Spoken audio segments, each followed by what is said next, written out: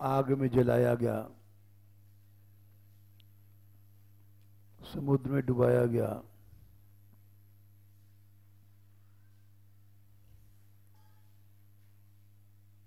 तो उस आग में हिरण्यकश्यप ने पूछा, तू जल नहीं रहा है? विष्णु पुराण का प्रसंग है।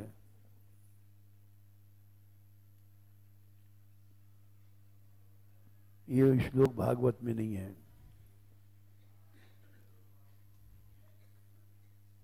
तो प्रहलाद जी ने कहा, तात एष वह्नि पवनेरितोपि न माम दहत्यत्र समन्ततोऽहम्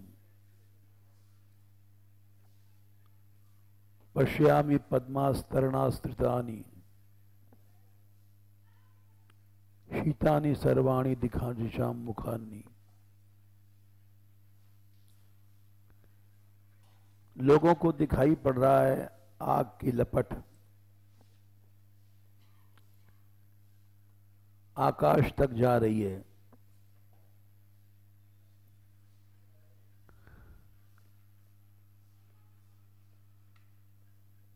और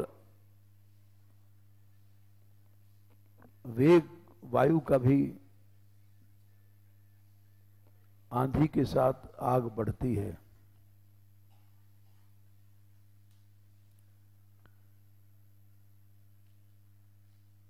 प्रहलाद ने कहा,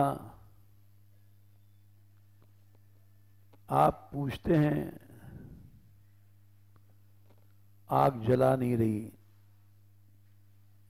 मुझे तो आग का अनुभव ही नहीं हो रहा है।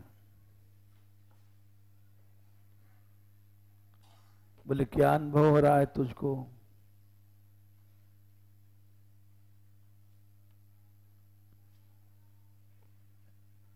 भक्त को अनुभव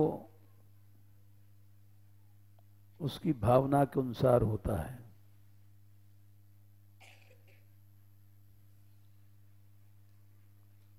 और ये बात सब जगह है।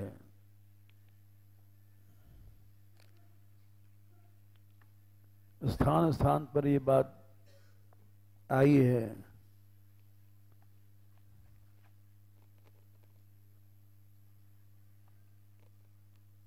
और कथाकार लोग कहते भी हैं,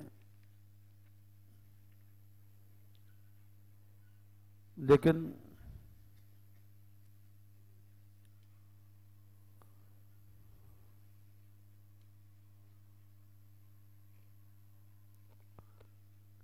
स्थिति को समझना एक अलग बात है।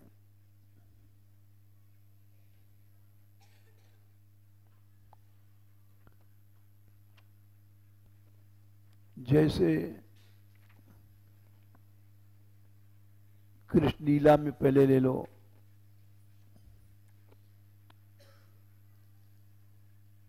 या राम लीला में ले लो पहले ही,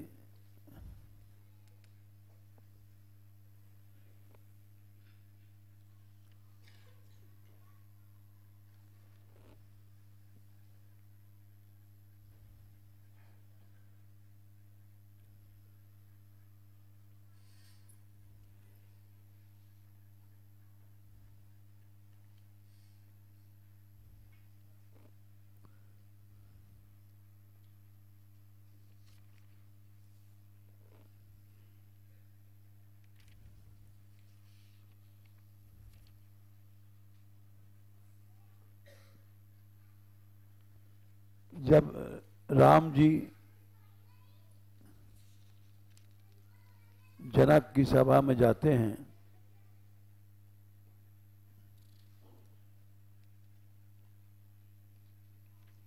तो वहां चौपाई है,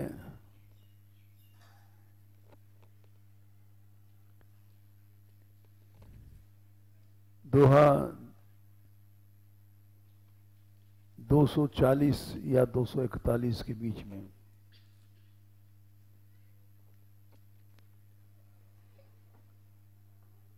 जाकी रही भावना जैसी, प्रभु मूरत देखी तिन तैसी।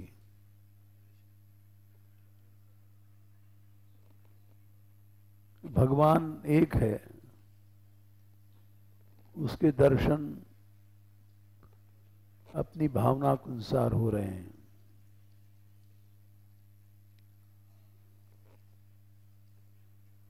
देखहीं रूप महारन धीरा,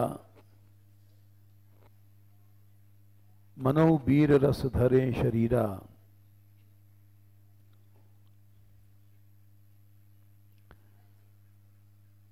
बड़े बड़े राजा आए हैं सज धज के, और उन्होंने जब राम को देखा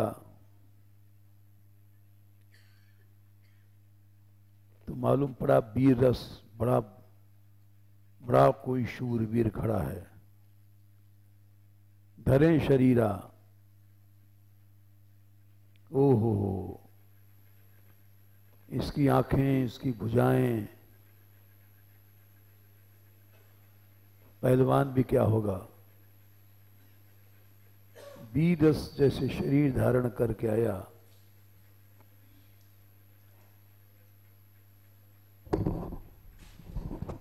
आंखों से, भुजाओं से, पांवों से लोग जैसे पहलवानों को देखते हैं।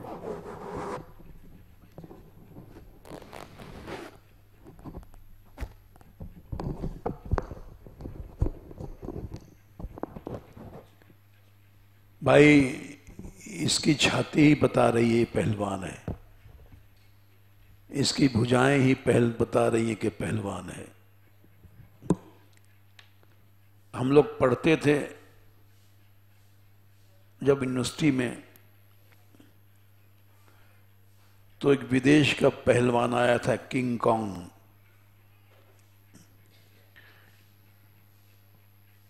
उसका शरीर ऐसा लगता था जैसे दैत्य,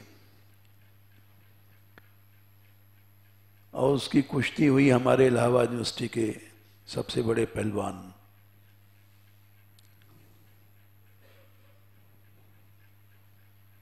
तो उसके सामने हमारी इलाहाबाद यूनिवर्सिटी का जो पहलवान था, लंबा जरूर था लेकिन उसका जो विशाल शरीर था, वो सवेरे उठ करके जाने कितने अंडे, जाने कितने मुर्गे खा जाता था।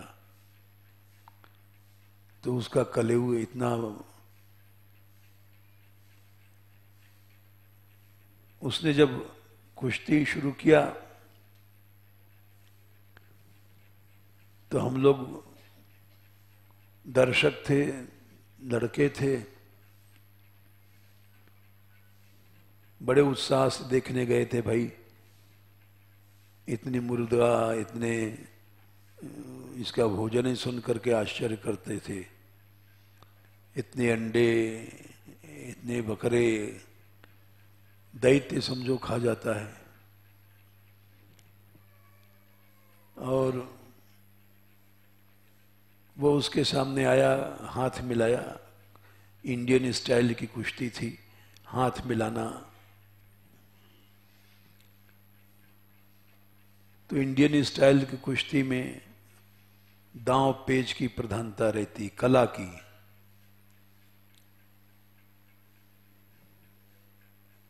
और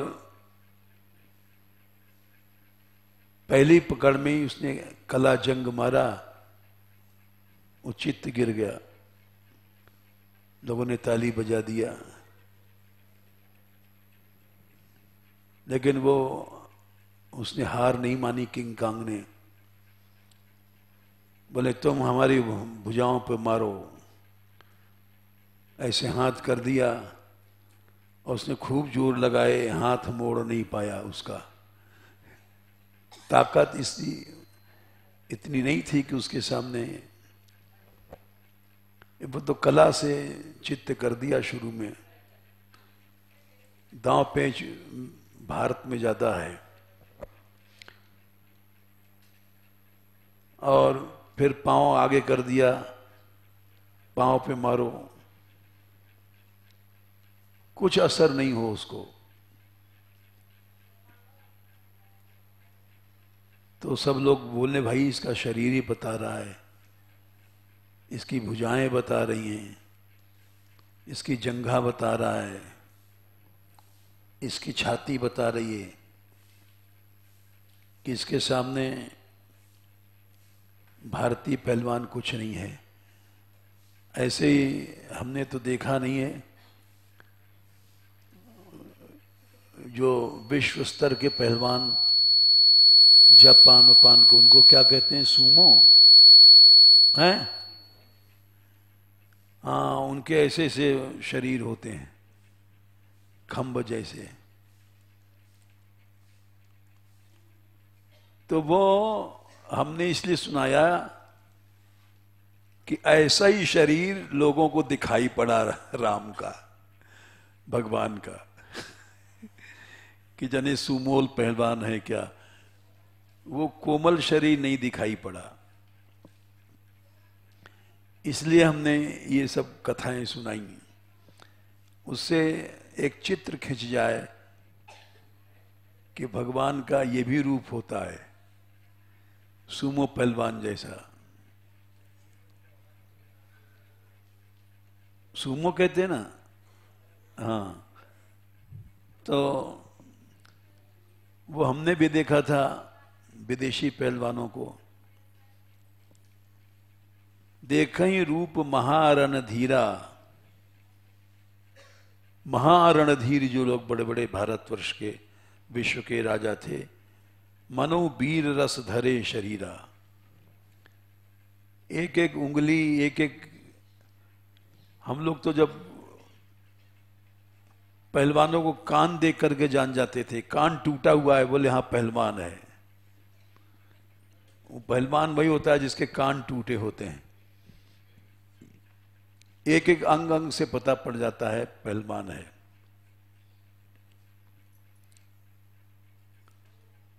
दूसरी छवि, ये तो अच्छे राजा लोगों ने, जो बहादुर थे, वीर थे, उनको मालूम पड़ा वीर रस है। डरे कुटिल नृप प्रभु ही निहारा, निहारी, जो कुटिल राजा थे, छल छिद्र करके और जीतने वाले, जैसे आजकल की पॉलिटिक्स है, आज का वोट है, आज के वोट बैंक को कैसे लिया जाए, पैसे से, छल से खरीद करके और इलेक्शन जीत लिया जाए, उनको दूसरा रूप दिखाई पड़ा। डरे कुटिल नृप प्रभु निहारी, मनो भयानक मूर्ति भारी, उनको भयानक रूप दिखाई पड़ा। भयानक क्या है, लंबे लंबे दांत और क्रूर आंखें, जितने उंगलियों को देखो, हाथों को देखो, भयानकता।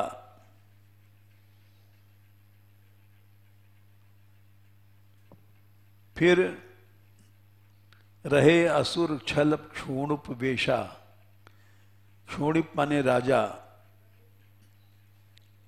असुर लोग राजा बन करके आए थे। तिन प्रभु प्रगट काल सम देखा, उनको दूसरा रूप दिखाई पड़ा, साक्षात काल। और काल कितना भयानक होता है, इसका अंदाज हम लोग नहीं लगा सकते।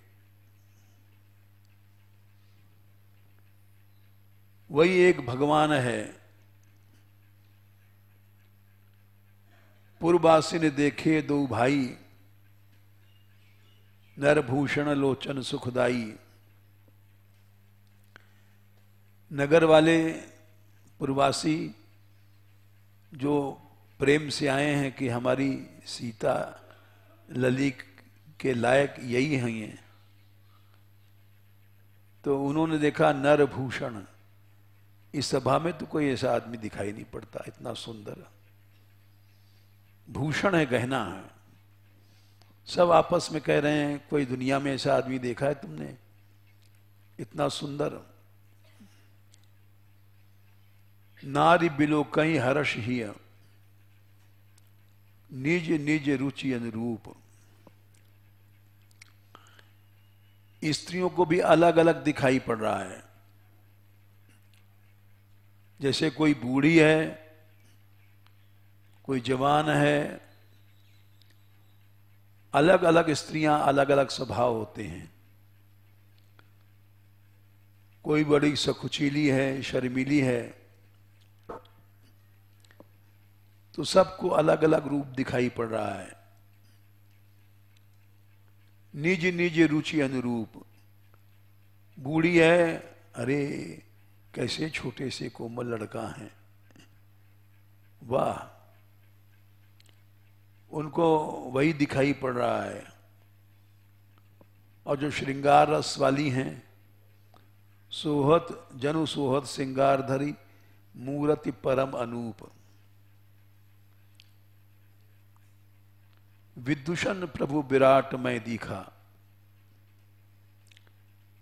विद्वानों का ऐश्वर्य, यहां पर विद्वानों से मतलब ऐश्वर्य वाले, विराट रूप दिखाया भगवान ने।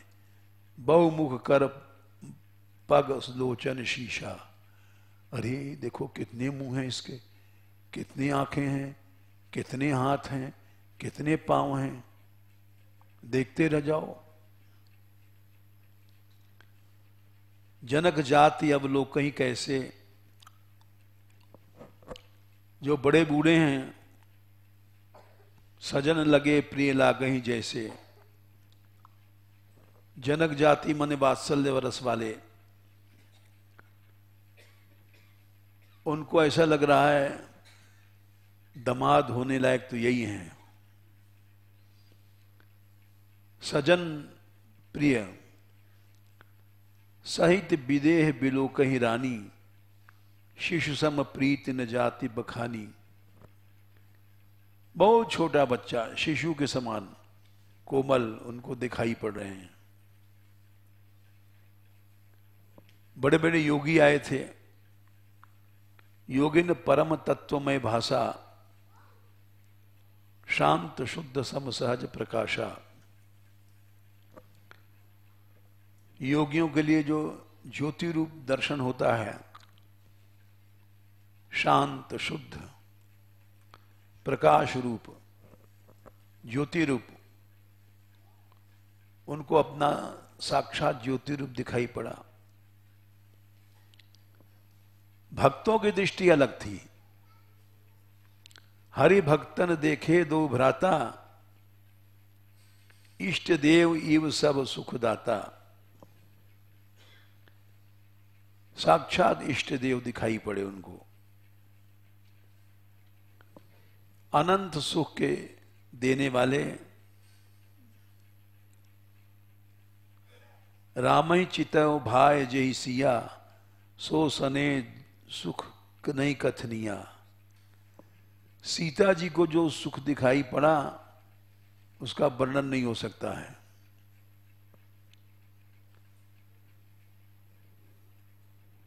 क्योंकि वैसी दृष्टि किसी मनुष्य में हो ही नहीं सकती है। ऐसे श्री राधा रानी जिस रूप को श्री कृष्ण के रूप देखती हैं, उस रूप को कोई दूसरा देख नहीं सकता। गोपियां भी नहीं देख सकती हैं।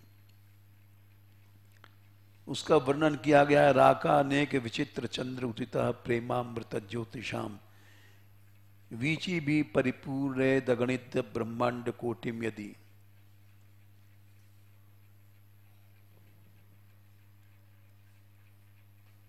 अनेक पूर्णमासी के चंद्रमा, अनेक माने अभी तक केवल श्वेत चंद्रमा, लाल चंद्रमा, पीत चंद्रमा एक साथ उदय हों,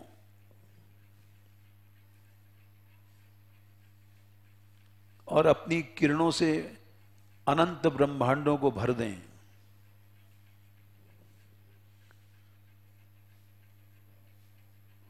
और राकानेक विचित्र चंद्रोदित प्रेमामृत ज्योतिषाम बीचीवी परिपूर्ण ब्रह्मांड कोटिम यदि। लेकिन वो चंद्रमा, हजारों लाखों चंद्रमा मिलकर के राधा रानी के मुख को नहीं पा सकते। क्यों? कि वो बाहर ब्रह्मांडों में, माया के ब्रह्मांडों में उदय होंगे। ये चंद्रमा वृंदावन में है, राधा रानी का मुख। अगर अनंत चंद्रमा एक साथ आवे, वृंदारण्य निकुंज सीमनि तदा भाषा परम लक्ष्यते भावे नैव यदा तदैव तुले राधे तब श्रीमुखम। वृंदावन की सीमा में अगर इतने चंद्रमा एक साथ आवे तो शायद उनके मुख की एक आभास मिल जाए। तुलना तो फिर भी नहीं कर सकते हैं। इसलिए राम ही चितव भाय जहि सिया सो सने सुख नहीं कथनिया। उनको जो सुख मिला उसका वर्णन नहीं हो सकता। इसी तरह रास पंचाध्यायी में श्री कृष्ण का जो प्रकट स्वरूप प्रकट हुआ, दशम स्कंद अध्याय 31, तासाम आविर्भूत छोरी स्मयमान मुखाम्बुज पीतांबरधर स्रग्वी साक्षात मन्मथ मन्मथ। उस समय भगवान का रास में जो रूप प्रकट हुआ है वो ब्रजलीला में कहीं नहीं प्रकट हुआ। मन्मथ कहते हैं कामदेव को, जिसके हृदय में आता है उसके मन को मथ देता है, इसलिए उसका नाम मन्मथ है। मन्मथ को भी मथ दे, उसका नाम है साक्षात मन्मथ। अलौकिक काम एक तो होता है, अनंत ब्रह्मांडों में एक ही कामदेव सबको मथ रहा है, मन्मथ। अनंत कामों को मथने वाला साक्षात मन्मथ, वो भगवान का रूप है। प्रद्युम्न उनके लड़के हैं, वो साक्षात मन्मथ हैं। आधिदैविक काम, ये प्राकृत काम को का मूल है आधिदैविक काम। आधिदैविक काम को भी जो मथ दे वह वृंदावन बिहारी साक्षात मन्मथ मन्मथ।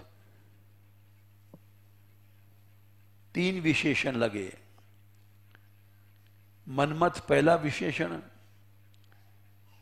साक्षात मन्मथ दूसरा, और साक्षात मन्मथ मन्मथ तीन विशेषण। आधिदैविक काम को भी जो मथ दे, राधा रानी की सखियों में वो शक्ति है जो एक एक सखी का वर्णन आता है। लीला पांग तरंग तैरी विदिशो नीलोत्पल श्यामला, ये 125 नंबर श्लोक था जो भी बताया था। राका ने एक विचित्र चंद्र उदिता है, राधा सुधा दी। अनंत पूर्णवासी के चंद्रमा उदय भय, लेकिन वो श्री जी के मुख के आभास भी नहीं पा सकते। अगर वृंदावन धाम में आ जाएं तो एक किरण की आभास का वर्णन हो सकता है, नहीं तो राधा मुख की समानता अनंत चंद्रमा नहीं कर सकते। इसी तरह से आगे कहा गया है कि वो मुख जिसकी समानता श्री कृष्ण की बता रहे थे, साक्षात मनमथ मनमथ, आधिदैविक काम को भी जो मथ दे, प्राकृत अनंत कामों को मथने वाला आधिदैविक काम और आधिदैविक काम को भी मथने वाला वृंदावन चंद्र का मुख है। लीला पांग तरंग तैरी विदिशो नीलोत्पल श्यामला, दोलायत कनकाद्रिमंडल व्योमस्तनैस्तन्वती, उत्फुल्ल स्थल पंकजाम्यो भुवम रासे पदन्यास तथा, श्री राधा मनुधावती ब्रज किशोरीणाम घटाम भावे। राधा रानी की सुंदरता का वर्णन तो हो ही नहीं सकता है, लेकिन उनकी जो सखियां हैं वे जब वृंदावन में चलती हैं और नेत्रों की कोरों से देखती हैं, लीला पांग तरंग तई रुद्भवन एकैकशः कोटिशः, तो करोड़ों कंदर्प पैदा हो जाते हैं। कुर्दर्प टंकृत महाकोदंड विस्फारण, हाथ में धनुष लेकर के टंकार करते हुए, जैसे शिव जी के ऊपर पंचबाण मारा था कामदेव ने, वैसे ही धनुष को टंकार करने वाले कोटिशः करोड़ों चंद्रमा उत्पन्न हो जाते हैं।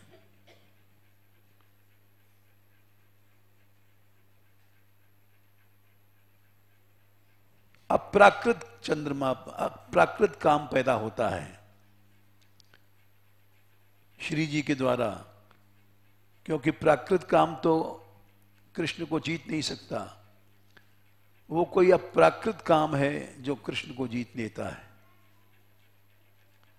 लीला पांग तरंग तई रुद्र भवन नेकैकशः कोटिशः कंदर्पा, ये श्लोक संख्या 71 है। पुर्दर्प टंकृत महाकोदंड विस्फारण, धनुष की टंकार लेते हुए कृष्ण को जीतने के लिए निकल पड़ते हैं अप्राकृत काम लोग, जो आधिदैविक काम को भी जीत ले। बोले ऐसा क्यों होता है? तारुण्य प्रथम प्रवेश समये, जब श्री जी युवा होती हैं, यस्या महामाधुरी धारा अनंत चमत्कृता भवतु न श्री राधिका स्वामिनी, अनंत माधुरी के स्रोत निकलते हैं उस समय यौवन के विकास में। वो राधिका हमारी स्वामिनी है, जिनके नेत्रों से अप्राकृत काम को भी जीतने वाले कोई विलक्षण काम पैदा होता है जो श्री कृष्ण को जीत लेता है। बोले कैसे कृष्ण? जो आधिदैविक काम को भी जीत लेते हैं। तासाम आविर्भू छोरी स्मयमान मुखाम्बुजः पीतांबरधर स्रग्वी साक्षात मन्मथ मन्मथ, साक्षात मन्मथ मन्मथ हुआ श्री कृष्ण, साक्षात मन्मथ हुआ आधिदैविक काम, और मन्मथ हुआ अनंत प्राकृत काम। प्राकृत कामों को जीतने वाला अप्राकृत काम प्रद्युम्न, और उसको भी जीतने वाला विलक्षण कोई काम वो श्री कृष्ण है। और इन श्री कृष्ण को भी जीतने वाला वेणुकरान्य पतिता स्खलितम घंटम, उस समय श्री कृष्ण की बंशी गिर पड़ती है। भ्रष्टम च पीत वसनम, बंद कर दो पंखों को, काहे को बंद कर दो, कबूतर मरते हैं। सब बंद कर दो, थोड़ी देर घर में बैठ लो, क्या है।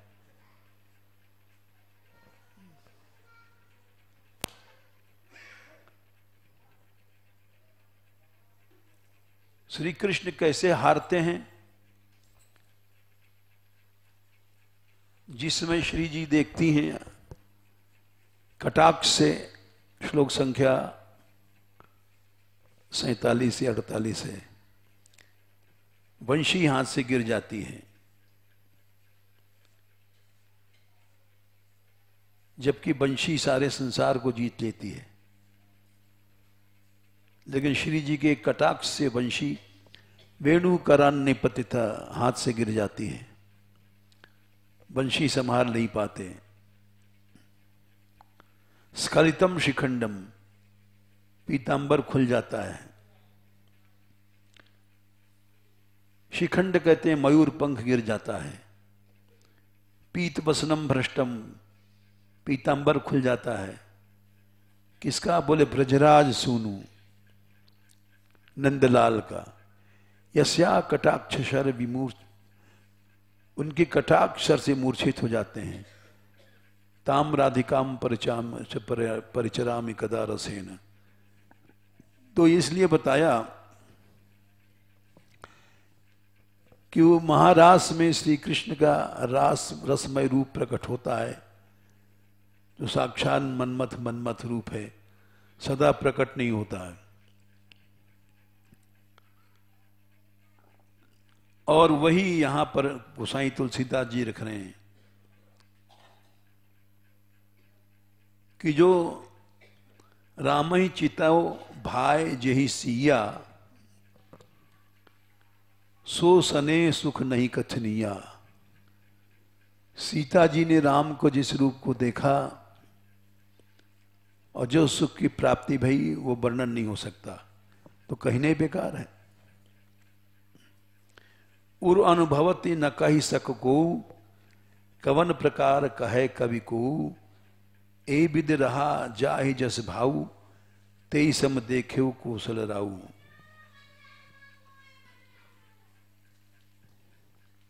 यही बात श्रीमद् भागवत में भी है। मल्ला नाम अशनिर नृणाम नरवरः, स्त्रीणाम स्मरो मूर्तिमान। वही बात यहां भी कृष्ण बड़े सुंदर हैं, मन्मथ कामदेव को पराजित करने वाले हैं। लेकिन जिस समय कंस के अखाड़े में गए तो पहलवान लोग जब कुश्ती लड़ने जाते हैं तो पहले शरीर देखते हैं, इसका शरीर कैसा है, गठा हुआ है, भुजाएं पुष्ट हैं, छाती पुष्ट हैं, छाती अलग दिखाई पड़ेगी, भुजाएं अलग दिखाई पड़नी हैं। तो मल्लों को दिखाई पड़ा आशनी मने वज्र, वज्र पर्वतों को तोड़ देता है। बोले रे भाई, ये तो पर्वतों को तोड़ने वाला वज्र की तरह इसका शरीर है। मल्ला नाम अशनिर नृणाम नरवरः, मथुरा के वासी उनको बड़ा श्रेष्ठ पुरुष, इतना सुंदर कोई है नहीं मथुरा में, नरवर दिखाई पड़ा। स्त्रियां भी बैठी थी, उनको मालूम पड़ा साक्षात स्मरो मूर्तिमान, कितना सुंदर है, कामदेव साक्षात दिखाई पड़े। स्त्री नाम स्मरो मूर्तिनान।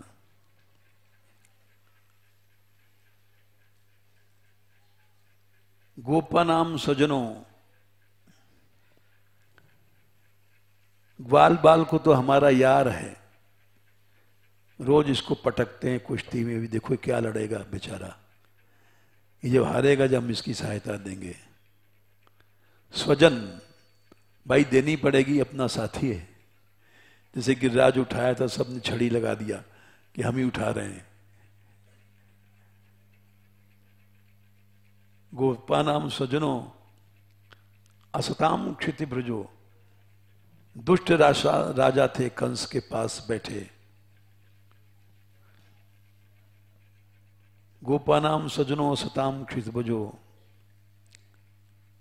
उनको मालूम पड़ा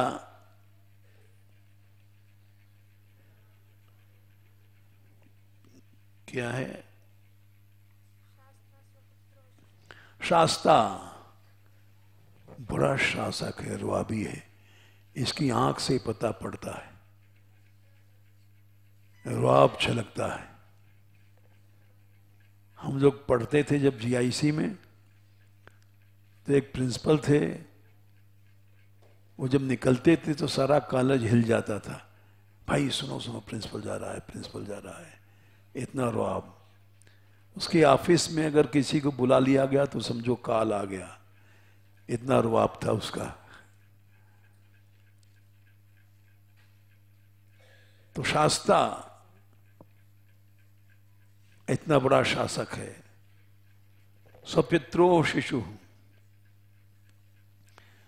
वही माँ बाप भी बैठे हैं, उनको शिशु, अरे छोटा सा बच्चे, ये सुनते थे कि कृष्ण बलराम बड़े हो गए हैं, ये बढ़ो तो है ही नहीं, वैसे छोटो से छोटो है, ये कैसे अघासुर को मारा होगा, बकासुर को मारा होगा। अरे कहीं नहीं मारा, मारा हल्ला मचा दिया, इतना छोटा बच्चा कहीं असुरों को मारेगा। ये आपस में बात कर रही हैं। स्वपित्रो शिशु, और क्या है, कंस देख रहा, ये तो साक्षात काल है, भयानक काल, काला काला रंग, लंबे लंबे दांत, जितनी भयानकता हो सकती है। दाढ़ दांत देखो तो जबड़े अलग दिखाई पड़ रहे हैं, ओ ये पीस देगा। मृत्युर्भोज पर पतेर विराट अविदिशाम, अविद्वानों को विराट,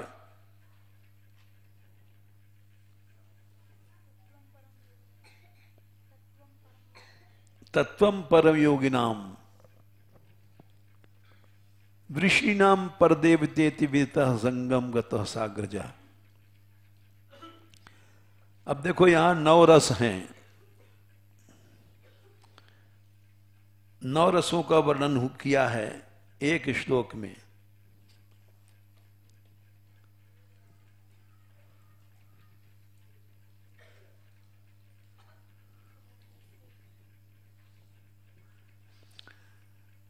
मल्ला नाम अश्निर, ये वीर रस है। नृणाम नरवर, अद्भुत मनुष्य है, आश्चर्य है। स्त्रीणाम स्मरह में श्रृंगार रस है। गोपनाम स्वजनों में हास्य रस है। असताम क्षितभुजाम को शासक दिखाई पड़ रहा है। ये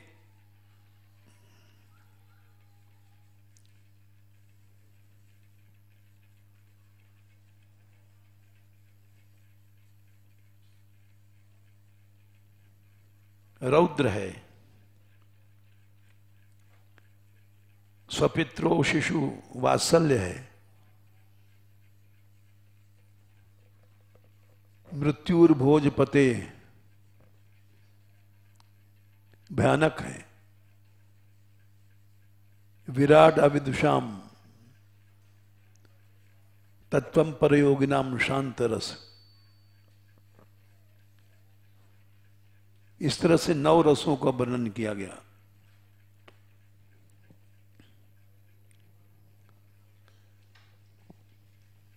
तो यहां हम ये बता रहे थे कि यो माम पश्यति सर्वत्र सर्वम च मयि पश्यति, जिसकी ऐसी दृष्टि है उसके लिए मैं नष्ट नहीं, मैंने छिपता नहीं हूं, और मेरे लिए वो छिपता नहीं है। नश अदर्शनीय धातु। तो पूछा हिरण्यकश्यपु ने, आकाश तक आग जा रही है, विष्णु पुराण में, और जल नहीं रहा है। प्रहलाद उसमें कीर्तन कर रहा है आनंद से, और ताली बजा रहा है, या कुछ लोग कहते हैं नृत्य कर रहा है। तो हिरण्यकश्यप को आश्चर्य हुआ, आग में जल रहा है और ताली बजा रहा है खुशी से, ये क्या है? तो पूछा उसने, प्रहलाद तू जल नहीं रहा है? तो प्रहलाद कहते हैं,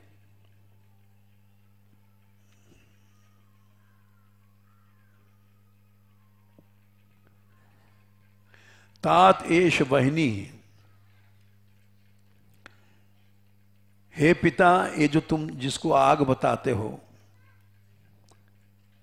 पवनेरी तोपी, दिखाई पड़ रहा है कि आंधी चल रही है और आंधी से आग बढ़ती है, लपटें धड़ाधड़ जा रही ऊपर।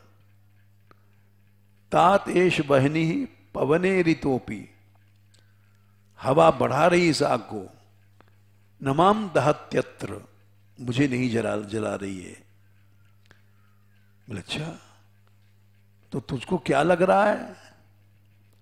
समंत तो हम, बोले चारों तरफ से हमको ऐसा लग रहा है, पश्यामि पद्मास्तरणास्त्रितानि,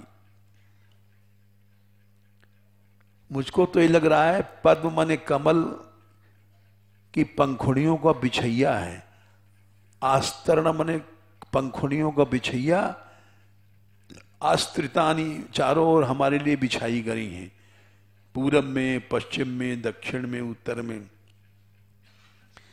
सब लोगों को दिखाई पड़ रहा है आग चारों ओर। और प्रहलाद को कमल का ही पंखुड़ियों का तकिया, दाहिनी तरफ तकिया, बाईं तरफ तकिया, सर्वाणी शीतानी दिशा मुखानी, हर दिशा के अग्रभाग में कमल के बिस्तर बिछे हुए हैं।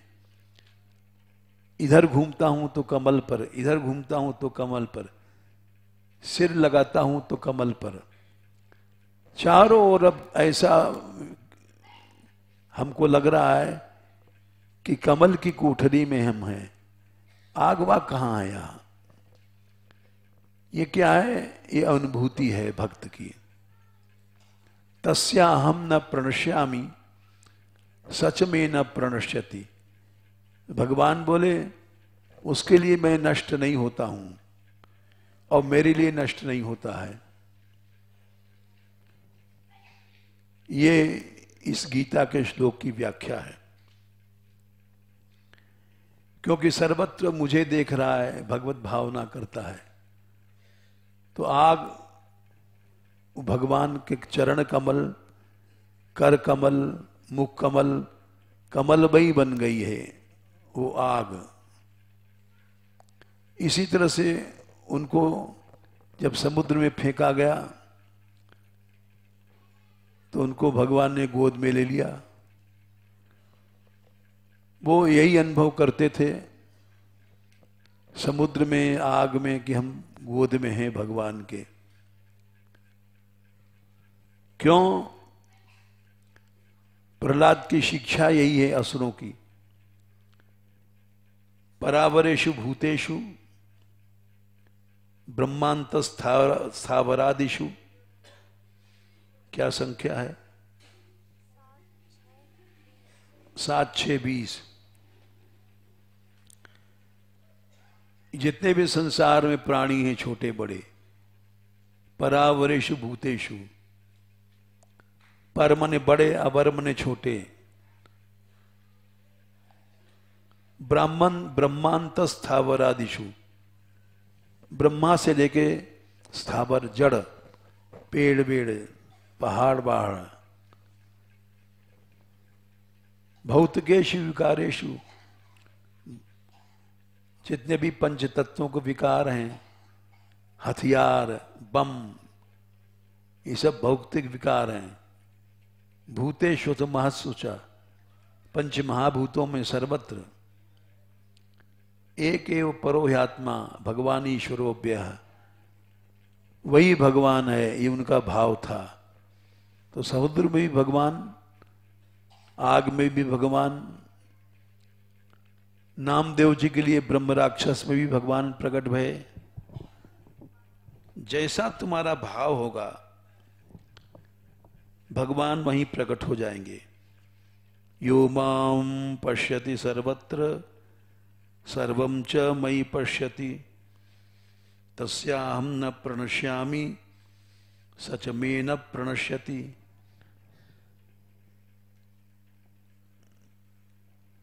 अभी इस श्लोक की व्याख्या चलेगी। अभी तो रामायण भागवत से हमने बताया, कल भक्तमाल से बताएंगे भगवान भक्तों के लिए कैसे कैसे रूप धारण करते हैं भावना के अनुसार। जय श्री राधे।